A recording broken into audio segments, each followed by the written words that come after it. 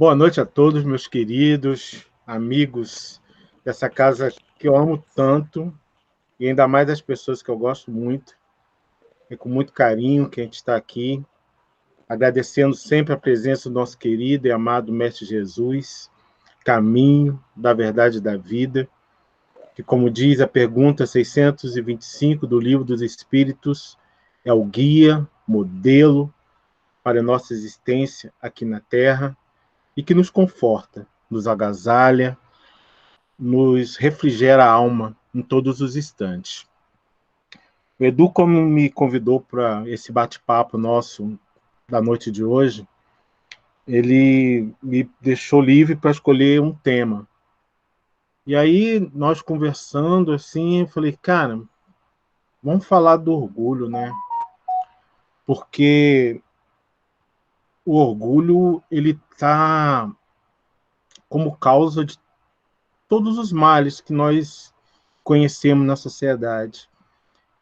Quando a gente fala da sociedade, a gente pode esquecer que o orgulho ele é causa das dificuldades que nós temos intimamente.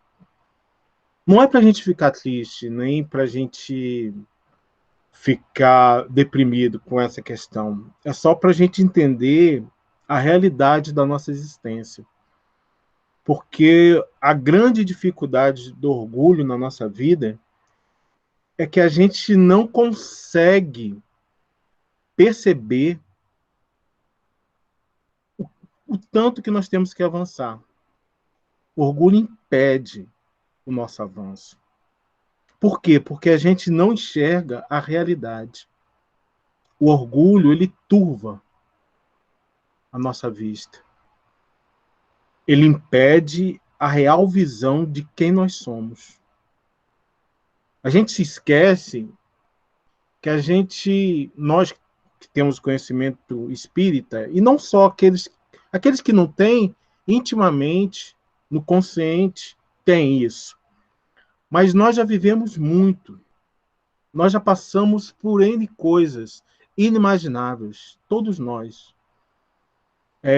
Situações complicadas, situações mais simples, tivemos relacionamentos vários, com seres que estão encarnados hoje, com seres que não estão encarnados mais, com seres que são nossos amigos, com seres que são nossos inimigos. Temos muito a aprender ainda, e orgulho impede essa visão de espírito imortal que nós somos. E aí, para a gente falar do orgulho, a gente tem que lembrar sempre de quem veio nos ensinar a lidar com ele. A gente não pode esquecer de Jesus, quando a gente fala disso, de como lidar com o orgulho. Para todos nós que sabemos, e para aqueles que ainda não sabem, Jesus é o governador da Terra. E é o governador da Terra há mais de 4 bilhões e meio de anos.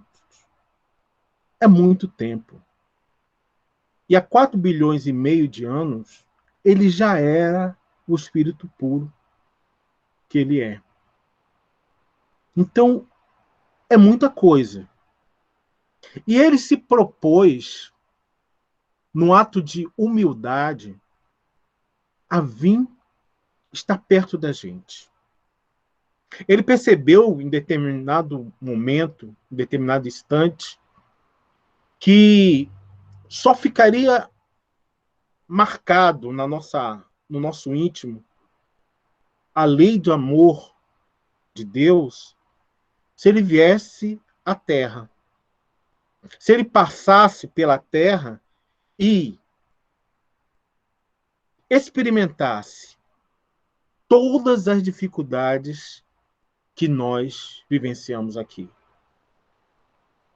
Então, ele, quando vem à Terra, ele não escolhe vir no conforto. Ele não escolhe vir num templo, num castelo. Não. Ele cumpre comprometido com o que estava escrito na lei. Que os profetas daquele tempo já haviam enunciado. Ele se propõe vir numa condição do mais íntimo anonimato. Ele nasce em um estábulo, somente com o pai e com a mãe dele, rodeado pela natureza, pelo céu estrelado, pelos animais que nós já sabemos a história. Os pastores são avisados, vêm até ele, talvez muitos ainda não entendendo, outros intimamente percebendo que era. Maria já sabia, José, por sonho, já sabia, e lá ele permanece. Tem relatos que dizem que ele fugiu para o Egito, outros dizem que isso é só para reforçar a história dele, não importa. O que importa é que ele passa desses 0 anos até os 30 anos obscuro. Pensa o que é o governador da terra, o espírito mais sábio que nós conhecemos, oculto por 30 anos. É muito tempo pelo ser que ele era. E ele começa a jornada dele com, assim, entendendo que ele tinha que dar uma lição aos homens. E ele escolhe, para trabalhar com ele, um outro ato de humildade. Ele escolhe para trabalhar com ele 12 homens. E 12 homens que ele poderia ter escolhido seres perfeitos. Ele poderia, quando veio à Terra, falar assim, não, eu vou e vou levar 12 dos meus espíritos mais puros, mais sábios, para vir comigo. Não, ele não faz isso. Ele escolhe para trabalhar com ele seres imperfeitos, como nós. Segunda lição do Cristo. Ele mostra para a gente que é possível ser melhor. A lição dos 12 com Jesus é ensinar a gente que é possível ser bom. É possível evoluir. É possível. Porque se você for ver a equipe de Jesus, no final daquela experiência de 3 anos que eles tiveram, no final daquela experiência foi um fracasso. Um se matou, outro negou, os outros 9 fugiram, só um ficou. Um fracasso. Menos de 10% de aprovação. Mas ele acreditava a todo instante, mesmo sabendo o que ia acontecer com todos eles. O diferencial do Cristo é que ele sabia a todo instante o que iria acontecer com os 12, que ia ser negado, que ia ser traído, que eles iam ficar amedrontados. Ele sabia disso tudo. Mas ele escolhe eles. Ele confia neles.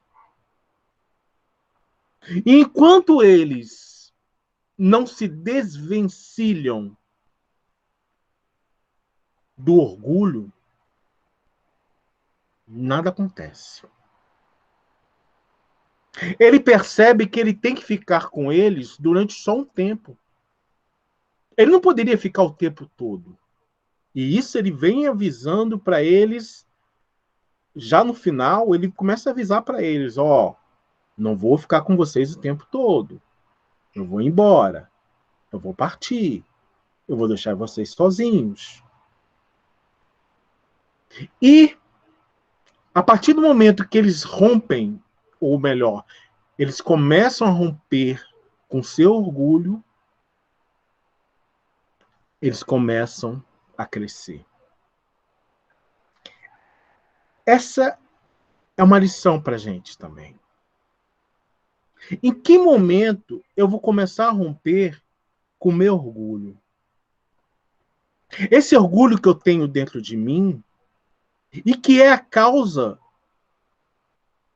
das sensações que eu tenho na minha vida. Das atitudes que eu tenho na minha vida. Por que eu sou impaciente? Porque eu sou orgulhoso. O Cristo, as pessoas vinham até ele, faziam um monte de pergunta, afrontavam ele, diziam barbaridades para ele, e ele não perdia a paciência.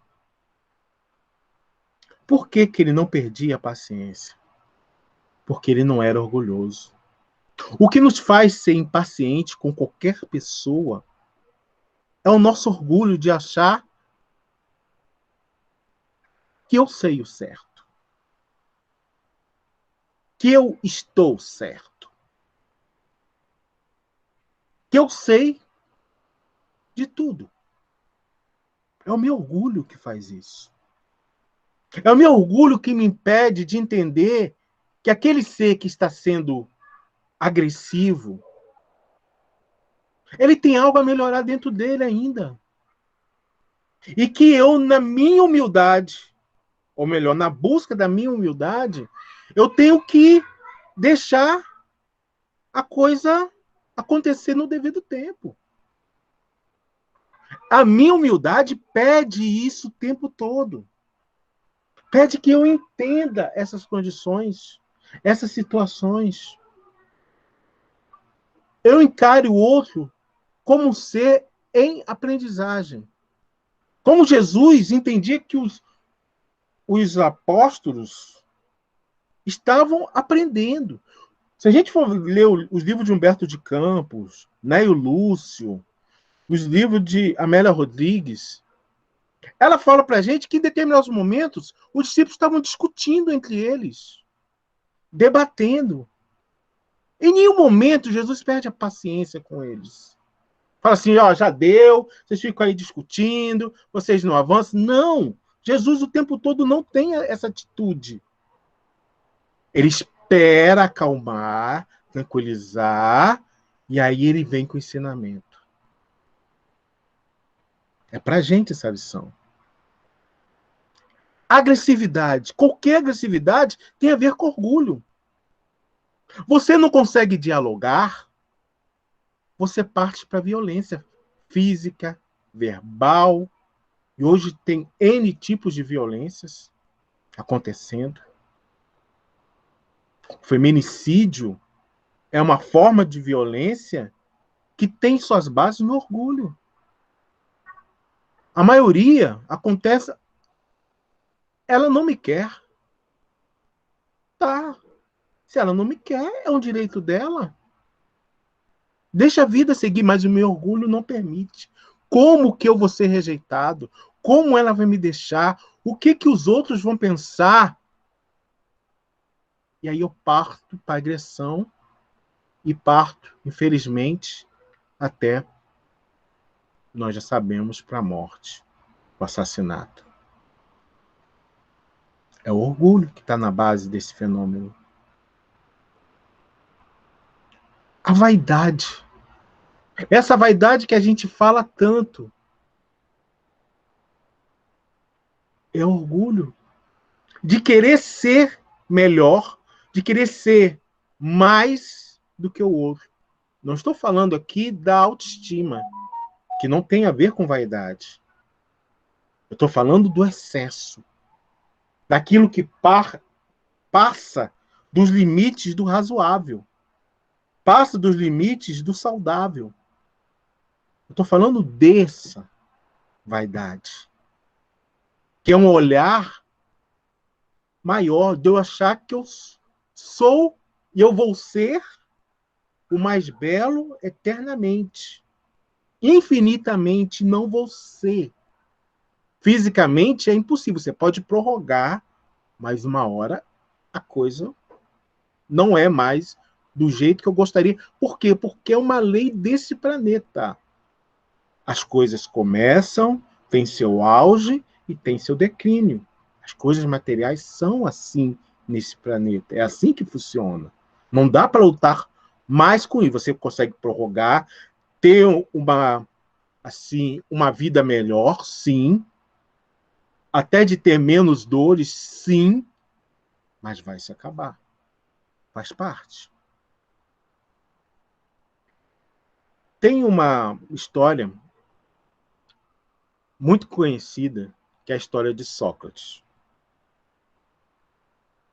Lá no templo de Delfos, as pitonisas, que eram assim as médiuns, e que eram as pessoas encarregadas desse intermédio, que nem é hoje, mas naquele tempo tinha um deslumbramento muito maior. Hoje ainda tem, mas no passado era muito maior. E as pitonisas chegaram para... Estavam reunidas com várias pessoas, e de repente Sócrates chega. E aí as pitonisas olham para Sócrates e falam: olha, esse é o homem mais sábio da Grécia. Aí Sócrates ouviu aquilo e falou: tem alguma coisa errada. Tem alguma coisa errada. Isso aí, eu não sou o homem mais sábio. E eu vou provar que eu não sou o homem mais sábio. Infelizmente, depois que eu provar, eu vou chegar para as pitonisas e falarem: ó, felizmente, nesse ponto vocês erraram. Era um Kardec na época, né, com essa visão do cientista.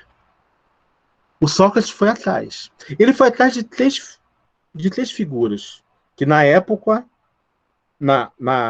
naquele momento da Grécia, eram as profissões que tinham mais destaque. Ele procurou primeiro um artesão,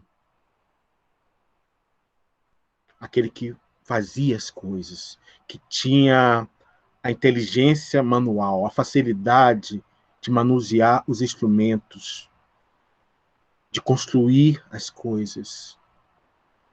E chegou perto do artesão, olhou para ele e ele fazia as coisas belíssimas. Só que o artesão, ele achava, como ele fazia as coisas materiais muito bem, ele acreditava que ele sabia do resto das coisas, que ele tinha conhecimento do resto. E ele não sabia. E ele não tinha consciência disso. Ele achava que ele sabia de tudo. E só falou assim: ele é muito bom artesão, conhece muito dos materiais, mas ele não sabe de muitas coisas. Foi atrás da segunda figura, que ele achava importante, que era uma profissão importante da época, que era o filósofo. Aquele que pensava, aquele que imaginava as coisas, construía mentalmente. Chegou para o filósofo, ficou um tempo com ele. O filósofo sabia muito bem raciocinar, desenvolver a sua imaginação, construir, tinha início, meio e fim. Mas o filósofo não sabia de coisas manuais, não sabia fazer uma comida, não era um bom guerreiro. Então Sócrates percebeu que aquele filósofo, ele não sabia das coisas. Sabia de parte das coisas. E aí, Sócrates foi atrás da terceira profissão que ele achava que era importante ele adentrar. E por incrível que pareça, vocês, a terceira profissão que era importante na época era o político. Era o político. Chegou para o político e percebeu que o político ele tinha a facilidade da oratória. Sabia organizar na época, né? O político sabia organizar, botar as coisas para funcionar dentro daquele sistema que ele vivia. Poder da organização. Aquele era o político da época. E sabia muito bem sobre isso. Mas o político, ele não era um bom artesão. O político não era um filósofo que sabia divagar sobre as coisas do pensamento, que são coisas importantes. Então, Sócrates percebeu que ele, o político, sabia de parte das coisas, não sabia de todas as coisas. E aí Sócrates, como bom sábio que era, refletindo, percebeu: agora eu já sei, porque eu sou o homem mais sábio da Grécia. Porque eu sei que nada sei. Frase famosa. E a pergunta que a gente traz para nós mesmos é: será que eu sei que eu nada sei? Nada no sentido não é de absolutamente nada, mas nada no sentido de que tão pouco eu sei para me considerar melhor do que o outro. Olha o tamanho do nosso Distrito Federal. Eu sei de tudo que acontece no DF. Agora vamos voltar o nosso olhar para o nosso país. Olha o tamanho que é o Brasil. Será que eu sei tudo o que acontece nesse país? Vamos aumentar?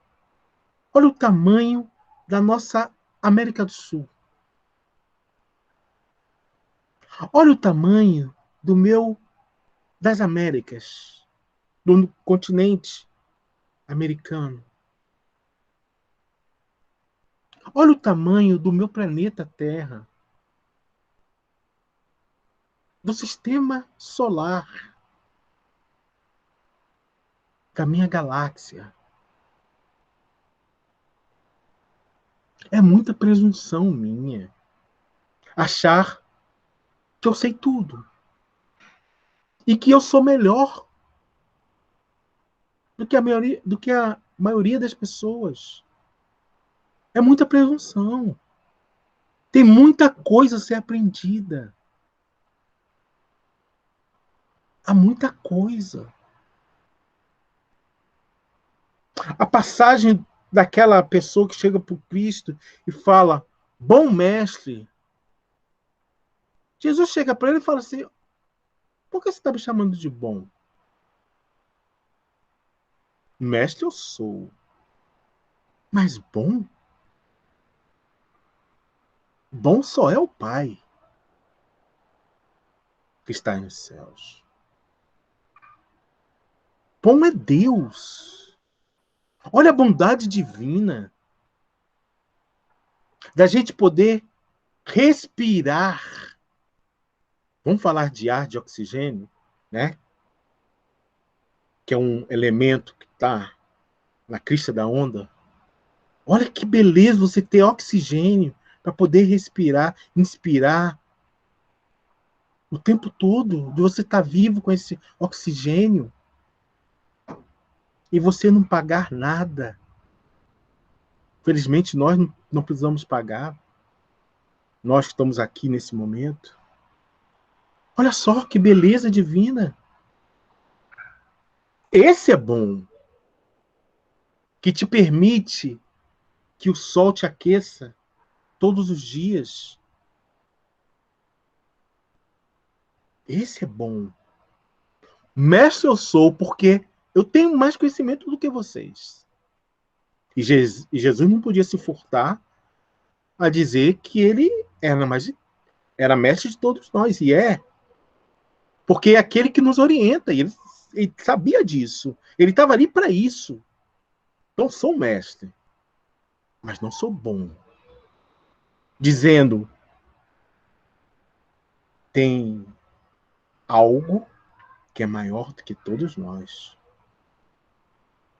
Esse que é o bom.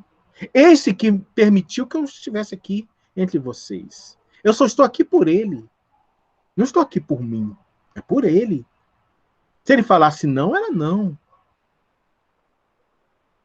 Se ele dissesse acabou, acabou. É isso. Essa consciência de que somos pequenos. Não que somos insignificantes. Somos pequenos. Mas todos nós temos importância. Humildade a gente não pode confundir com se ver de forma ruim, de se depreciar. Não, não é para isso. Humildade é você reconhecer a, a, a sua posição. Onde que eu estou? Eu estou aqui. E eu estou aqui, e se a gente for pensar em coisas materiais, de reencarnações, hoje eu estou aqui.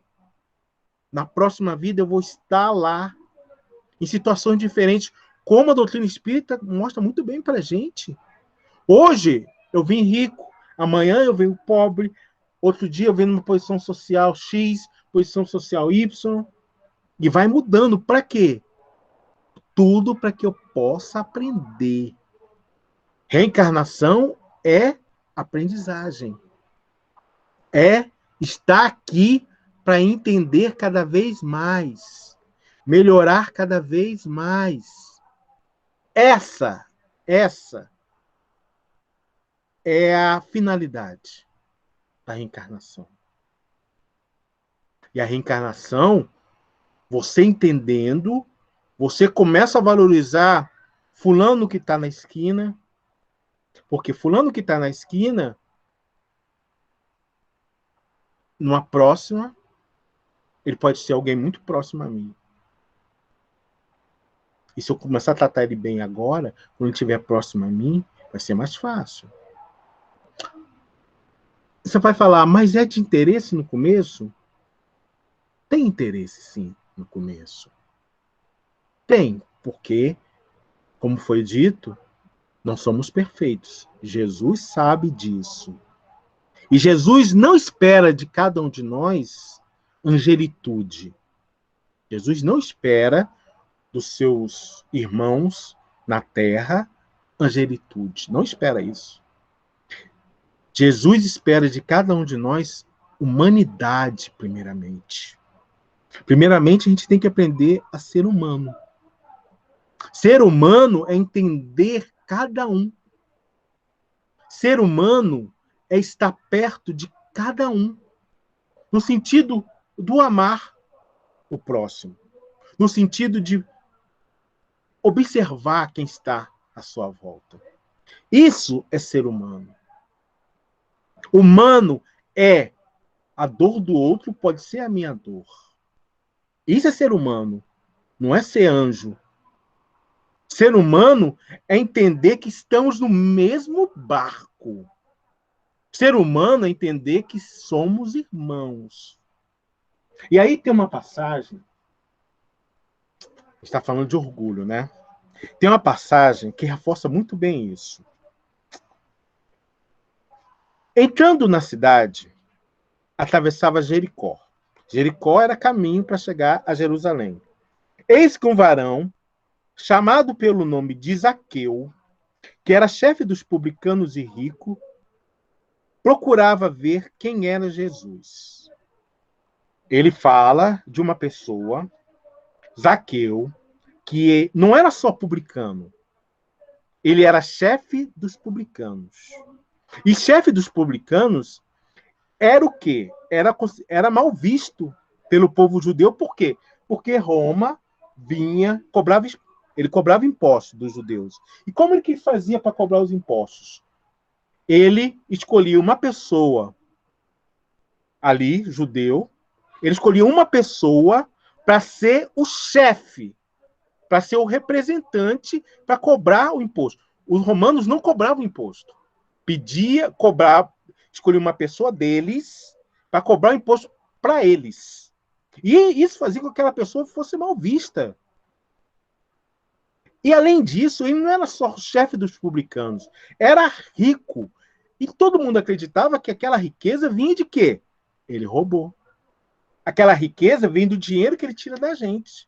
Então, em Jericó, Zaqueu era um mal visto por todos daquela sociedade. Só que Zaqueu estava no processo íntimo de mudança. Aquela vida, para ele, já não estava interessante. Estava incomodando. Falei assim, tem alguma coisa com essa vida que eu estou escolhendo para mim. Tem alguma coisa errada. E aí o que ele fez? Procurava ver quem era Jesus, mas não podia por causa da turba, porque era pequeno na estatura. Ele queria ver Jesus, só que Zaqueu, ele tinha uma limitação física, pelo menos no meio da multidão. Quem já foi num show, no meio da multidão, e se for pequeno, sabe que é muito difícil. Você não consegue ver direito, que todo mundo é grande e você é pequeno. Tem que dar um jeito. Se não for mulher, não tiver um salto alto, como você vai ver? Você não vai ver. Então, o que você tem que fazer? Você tem que dar um jeito. E você quer ver e não consegue. Porque a multidão não permite. Ele era pequeno. A sua estatura era pequena. E correndo adiante, subiu em um sicômoro, que é uma espécie de figueira.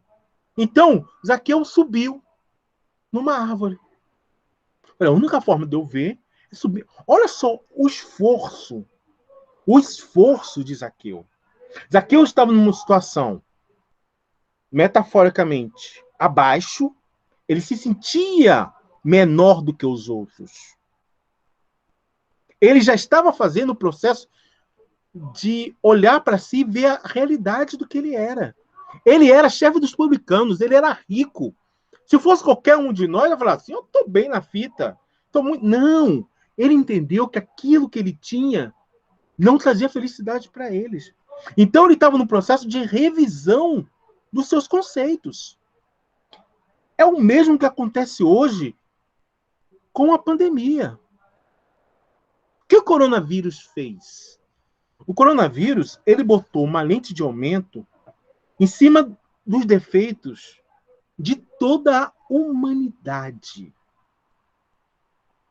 Uma das benesses do coronavírus é botar uma lente de aumento em cima dos defeitos de cada um de nós. Quem tinha um defeitinho escondido, com o coronavírus aquilo se aumentou.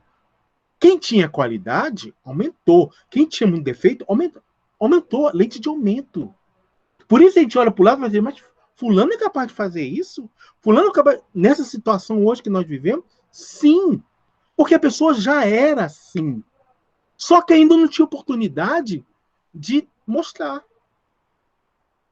Não tinha oportunidade. E aí o que ele fez? Ele sobe numa árvore. Ele vai e tenta ir para um local onde ele consiga enxergar melhor o Cristo. Quem sabe assim eu o veja. Ele está falando para a gente que todos nós precisamos fazer um esforço para ver Jesus. E o esforço, ele passa pela humildade. O esforço passa pelo combate ao orgulho. Temos que combater o nosso orgulho para podermos enxergar Jesus como ele tem que ser enxergado. Por quê? No seu orgulho, você vê Jesus de uma forma. Sem orgulho, você vai ver Jesus de outra forma. Essa que é a importância do combate ao orgulho. é ver Jesus da forma que ele tem que ser visto. E não da forma que eu estou vendo. Por quê? O orgulho não turva a nossa visão. Não impede. Então. E aí, ele sobe no sicômoro, porque estava prestes a passar por aquele lugar. E Jesus veio vindo. E quando chegou ao local, pensa, o coração daquele homem batendo em cima da árvore, batendo forte. Quando chega ao local, olhando para cima, Jesus vem, se aproxima da árvore. Olha só que beleza é o Cristo. Porque o Cristo, naquele momento, no meio da multidão, ele percebia todos os pensamentos. Ele percebia todos os sentimentos das pessoas que estavam envolvidas naquela multidão, naquela turba. E ele percebe que tinha um ser que estava em processo de transformação, da mesma forma que acontece com a gente. Jesus, em algum momento, percebe que a gente está no momento de transformação. E o que ele faz? Aí que Jesus se aproxima de nós. Porque eu o vi. E aí ele se aproxima. E aí, olhando para cima, disse para ele: Zaqueu, apressando-te, desce, pois hoje é necessário permanecer em tua casa. Pensa, aquele homem caiu da árvore. Quase caiu. O homem, ele olha para Jesus, que é a grande diferença de Jesus para todos nós. Jesus é humilde ao ponto de enxergar todo mundo, e em especial aqueles que estão em transformação. Ele olha, fala, desce, que hoje é necessário eu permanecer em tua casa, eu vou para sua casa. Não simplesmente eu te olho, eu vou fazer morada no seu lar. Vou fazer morada dentro de ti. E aí, ele apressando-se, desceu e hospedou com alegria. Por quê? Jesus dentro da gente, hospedado na nossa casa, é uma alegria constante. Porque ele sabia quem era Jesus agora. Era alegria constante. Ao verem isso, todos murmuravam. Por quê? A inveja do restante, o orgulho dos restantes. Murmuravam, mas espera aí. Ele foi pernoitar com um varão pecador, com aquele cara que erra, aquele que rouba. Pensa no pior ladrão que você conhece, no pior... Só pensa, tá? Não fala. No pior ladrão que você conhece. Pensa nele. Jesus escolhe a ele. Que os outros consideravam. E aí, ficando de pé, disse Zaqueu ao Senhor. Tem um momento que ele fica de pé, fala assim, aquela alegria tão grande que ele fica de pé e diz, Senhor, eis que dou metade dos meus bens aos pobres. O que ele estava falando? Ele estava renunciando às coisas materiais. Assim, as coisas materiais não são tão importantes mais para mim. Elas não têm tanto valor como tinha antes. Tem outro valor para mim agora. Então não preciso de tudo. Eu só preciso de metade. Eu preciso de menos do que eu tenho. E se extorquir, olha só, ele não fala que rouba. Mas se vocês acham que eu roubei, se extorquir algo de alguém, se alguém se sente violentado por mim, restituo em quádruplo. Ele não restituiu o valor, não restituiu o dobro, nem o triplo, 4 vezes. Ele restitui para aqueles que acham que ele estava roubando. Disse-lhe Jesus, hoje houve salvação nesta casa. O nome de Jesus quer dizer salvação. Então, muitos autores dizem que Jesus, nessa hora, brincou. É como ele estivesse dizendo, hoje houve Jesus nessa casa. Hoje houve salvação nesta casa. Porque este também é filho de Abraão. Quer dizer, é filho de todos nós judeus. De todos nós. Ele é filho de você, é filho de Abraão, quer dizer, é filho. Vocês não consideram ele, mas ele é filho de Abraão. Ele é descendente, ele é judeu, ele é como vocês. Ele não é diferente. Pois o Filho do Homem veio buscar e salvar o que está perdido. Jesus fala assim: eu, que estou na humanidade, o Filho do Homem, quer dizer, eu da humanidade, estou na humanidade. Eu vim salvar o que estava perdido. O objetivo de Jesus é salvar aquele que está em perturbação, aquele que está sofrendo, é consolar. E Jesus pede para a gente essa atitude humilde de saber olhar as pessoas à nossa volta. É isso que Jesus pede a todo instante para cada um de nós. Um olhar carinhoso para quem nos circunda. Porque essas pessoas são importantes. E não importa se é rico, não importa. Não importa que é pobre, se é político, se é ladrão, se é aquela pessoa que eu tenho raiva, que se é meu chefe, se é o meu subordinado. Não importa. Não importa mesmo. Se alguém tiver alguma pergunta para gente, para não ficar só eu falando aqui, se alguém quiser dizer algo, seria bom, né? A gente poder trocar uma ideia. Eu vejo vocês só os carinhas aqui, parados nas fotos. Se alguém tiver algo a perguntar, ou a complementar também, seria interessante. Vocês vão me deixar sozinhos mesmo? Não acredito. Ninguém tem. Fala, Ana. Cássio, só refletindo. Você está falando aí, eu fazendo uma autoanálise no nosso dia a dia, nas nossas ações diárias, os nossos pensamentos. Só refletindo mesmo. Uma autoanálise realmente, tudo que você disse aí. Fala, Vivi. Vivi abriu o áudio para falar. Fala, Vivi.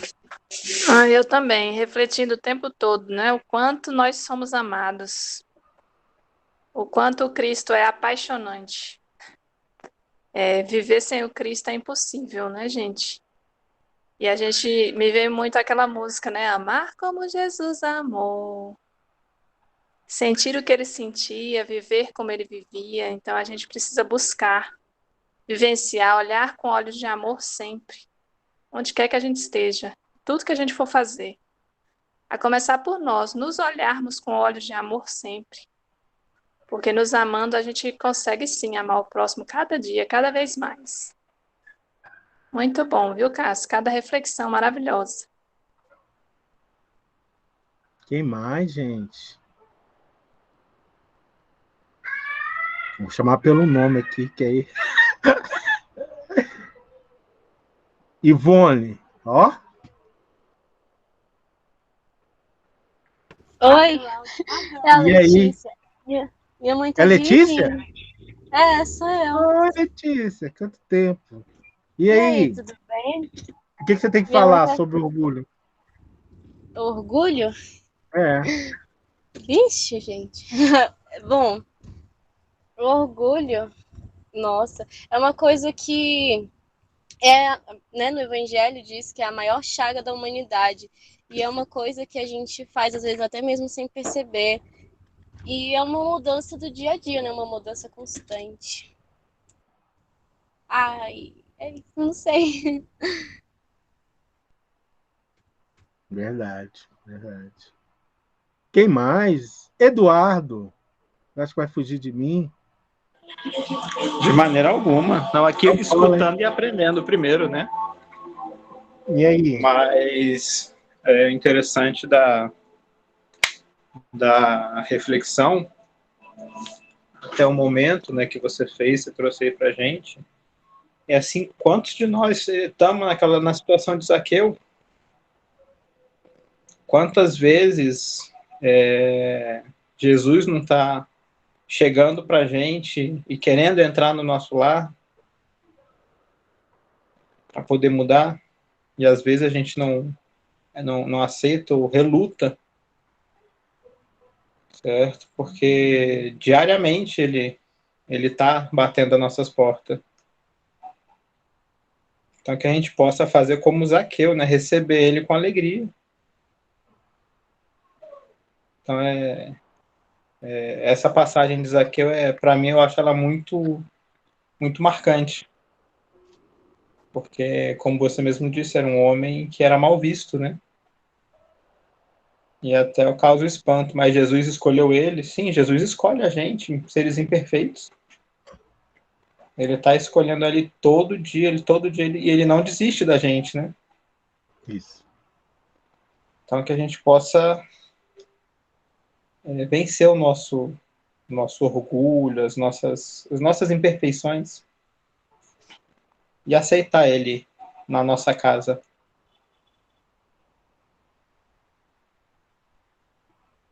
Antônio? Oi, amigo. Fala, meu amigo. Aí. Sendo considerado o orgulho uma imperfeição, haverá nela alguma utilidade? Tem. Porque os defeitos, a gente acredita que os defeitos são para ser aniquilados, e não é isso. Os nossos defeitos são para ser aprimorados. O que é orgulho? O orgulho é você se achar melhor do que o outro. Só que o orgulho, quando a gente educa ele, a gente vê que a gente não é pior do que ninguém. O nosso orgulho, ele nos põe num devido lugar. Humildade é você pegar o orgulho e botar ele no devido lugar. Eu falar, eu não sou melhor do que ninguém, não sou pior do que ninguém, estou aqui para aprender e pronto. E o orgulho, ele te permite isso. Quando você educa o orgulho, você não tem sentimento de se auto-aniquilar. Porque você gosta de você. O orgulho tem a ver com amor. Só que é a deturpação do amor ainda. É o amor a si mesmo deturpado. Quando a gente educa, ele permanece. Mas permanece. Aí ele muda de nome. Não foi isso que aconteceu com Saulo? O nome Saulo quer dizer orgulhoso. O nome Paulo quer dizer humilde. Não foi à toa que Saulo, em determinado momento, escolhe assim, vou mudar de nome. Por quê? Porque o nome dele era o orgulhoso, o orgulho da raça. Quem leu Paulo Estevão, está lá escrito. Ele era o orgulho da raça. Ele era considerado, esse aí vai ser do Sinédrio, vai ser o chefe do Sinédrio. E o Saulo, ele se achava o bambambam. Ele se achava... tudo que ele fez de violência, Paulo Estevão, um livro maravilhoso, quem não leu, leia, quem leu uma vez, releia, quem releu, leia outra vez. Eu fiz uma entrevista com a menina que ela falou assim, todo ano eu releio o livro Paulo Estevão. Haja tempo, mas ela relê porque é tão importante para ela, porque é um livro que mostra assim, o cara que era o cara mais orgulhoso, ele agride, violenta, ele acaba o noivado por causa do orgulho. Tudo de ruim para ele escolhe por causa do orgulho. E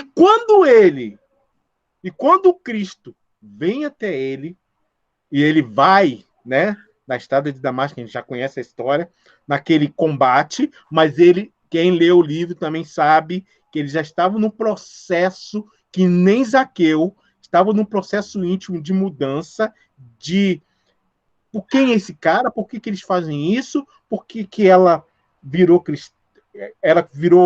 seguidora do Cristo, Abigail, por que Estevão, quando eu matei ele me protegeu, ele não pronunciou uma palavra de agressão para mim, por que ele fez isso?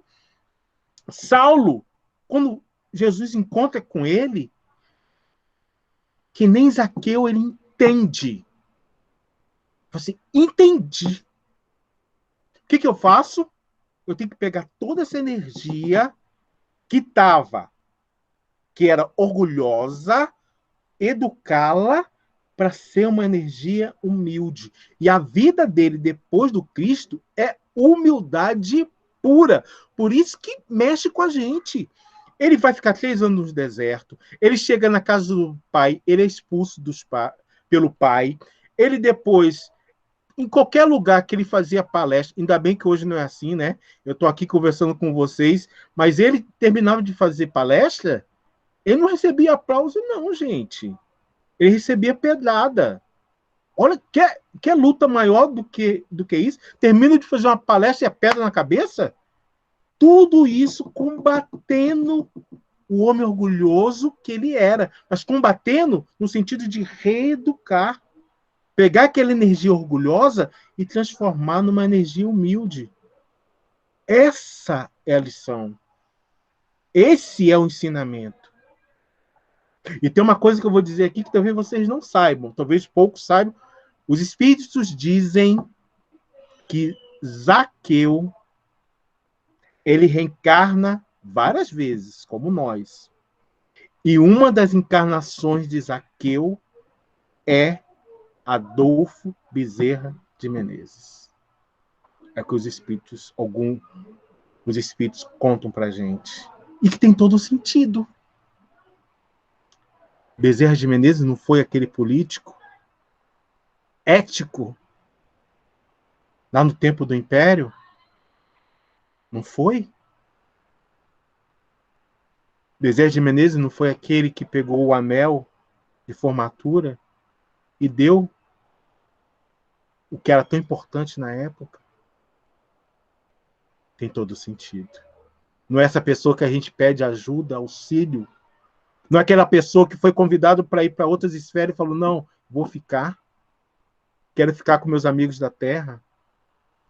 Tem todo sentido. Tem todo a ver com esse homem que naquele momento fala assim, ó, renuncio, se tiver mais, eu dou o quadro.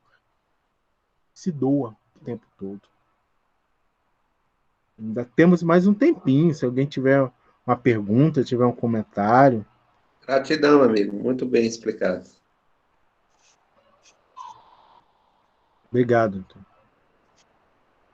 Obrigado pela pergunta. Edna, Gilcres, Antônio.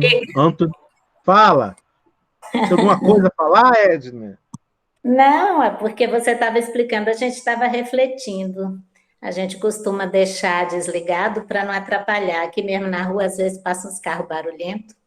Mas esse mundo de pandemia não tem mais isso, não. Agora a gente conhece a casa de todo mundo. Se fosse de tarde, até o homem da pamonharia mineira, bem alto. Que legal. Todo dia. Quando você falou da baixinha no show, eu só lembrei de mim. Eu não vou em show público, só se for, tipo, no centro de convenções sentada, porque não adianta, eu não vou ver nada. Ou você ficar na área VIP, aí tudo bem. Caso contrário, eu não vou, porque eu só vejo os ombros, as cabeças, tampa tudo, né? Essa questão do orgulho é muito complicado, porque às vezes as pessoas confundem a autoestima, né, com orgulho. Essa balança é difícil, mas a gente consegue fazer. Né? Se a gente seguir os ensinamentos do Mestre Jesus, a gente consegue. Principalmente se a gente estudar muito o nosso evangelho, os exemplos, os livros da doutrina. E você falou muito importante, Ed, porque todo mundo sabe quando agiu com orgulho. A gente sabe. Quando a gente. Isso. Quando a gente abusa do nosso orgulho, ele dói. Quem já não brigou com um filho, fala assim, eu passei do limite. Todo mundo sabe. E eu briguei por orgulho. Eu queria que fosse do meu jeito. Eu queria que ele não errasse. Gente, imagina. Qual filho que não vai errar? Qual filho? Hoje meu filho mesmo ele foi pegar o ovo, ele tem 4 anos, deixou o ovo cair. Né? Tava brincando com o ovo na mão, deixou um cair. Lógico, eu briguei com ele. Não pode brincar com o ovo. Mas quem que não erra? Quem que não deixa o ovo cair? Brincando? Todo mundo. Porque faz parte da existência. Errar faz parte. Enquanto a gente não entender isso, a gente vai sofrer muito. Autoestima é entender assim, olha, eu vou errar. O que eu não vou é procurar o erro. Mas se ele acontecer, faz parte da vida. Tentando acertar. Exatamente. Letícia levantou a mão. Fala, Letícia. Não, agora já é Ivone, Cássio. Fala, Ivone. Não, é que isso me fez lembrar meu filho de 13 anos. Ele me questiona tanto o tempo todo e ele me pega assim, faz umas perguntas que às vezes eu fico até sem graça, que nesses dias eu botei ele de castigo, que ele saiu para a rua tendo dever para entregar naquele dia. Aí eu só botei ele de castigo, depois de um tempo, quando ele foi tomar banho, antes de fazer o dever, ele disse, não me botou de castigo porque eu fui para a rua sem fazer o dever. Você me botou de castigo porque você ficou com raiva. Não foi por causa do meu erro, foi por causa da sua raiva. Então, vira e mexe, ele me pega assim, me fala umas coisas que eu fico sem saber o que responder. Me fez lembrar isso, né? Que várias vezes eu às vezes coloco ele de castigo por causa do meu orgulho, nem tanto por causa do erro dele, pelos questionamentos dele. Então é complicado. Pra gente que é mãe também. Não tem coisa melhor para combater o nosso orgulho do que filho. Porque o filho, ele convive com a gente e o filho percebe todos os nossos pontos fracos. E o filho, ele sabe agir em cima dos nossos pontos fracos. O Eduardo aí, que está com o bebê, sabe muito bem disso. De bebê, eles já sabem. Ele já conhece a gente, vai conhecendo a gente. E aí, o filho, ele vem na nossa vida exatamente para isso. Para pegar o nosso orgulho, assim, vamos educar ele? O orgulho? Vamos. E aí o filho vem e amassa bem o orgulho. Dói. Se você for humilde, você vai aceitar aquele ensinamento. Porque o filho tem um ensinamento. Ninguém é pai ou mãe achando que sabe tudo. Que não tem nada a aprender com os filhos. A gente tem tudo a aprender com os filhos. Gilcres, está com a mão levantada? Quer falar, Gilcres? Tudo bem, cara. Estou aqui escutando numa boa. É tá com a mão levantada. Que você está falando. Tem alguma coisa a perguntar? Alguma coisa a dizer? Não, está tudo bem. Falou, obrigada. Nada. Só faltou o Anthony e a Rosinelli.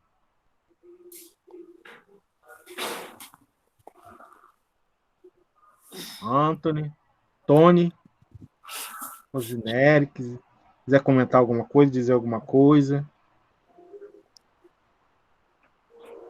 sobre os pontos. Ana Roberta, dos últimos versículos. Eu falei. Alguém tem mais alguma pergunta, algum questionamento? Quer complementar, fazer algum comentário?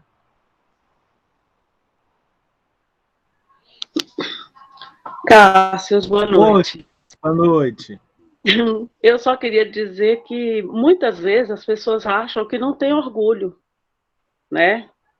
Que é humilde e tem uma dificuldade de entender que todos nós temos ele, só que em graus diferentes. Muitas vezes o grau é alto, outros baixo, mas todos nós temos esse orgulho. O importante é saber que tem e trabalhar ele nos momentos certos, para que possamos evoluir cada dia mais.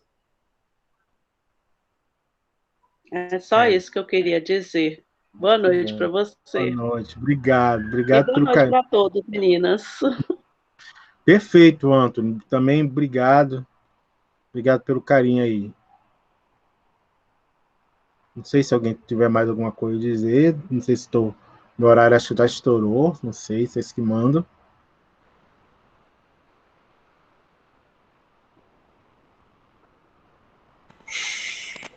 Tranquilo, Cássio. Rosinelli ligou o áudio aí, ó. Opa, Rose. Eu gostaria de lembrar e de agradecer pela oportunidade da palestra, que nos faz renascer a vontade e a busca de uma auto-reforma íntima. Viu? Porque o nosso dia a dia é a nossa sala de aula diária, tá? Então, é muito bom esse reforço que você nos fez nesse momento refletir. Obrigada. Boa noite. Nada. Obrigado pelo carinho. Obrigado. Edu, contigo. Tranquilo, Cássio. Obrigado aí pela disponibilidade mais uma vez. Tá certo. Vamos chamar mais vezes. É uma overdose de Cássio, uma vez por mês. Ai, meu Deus, o pessoal vai fugir, velho. Vai com calma. Que é isso.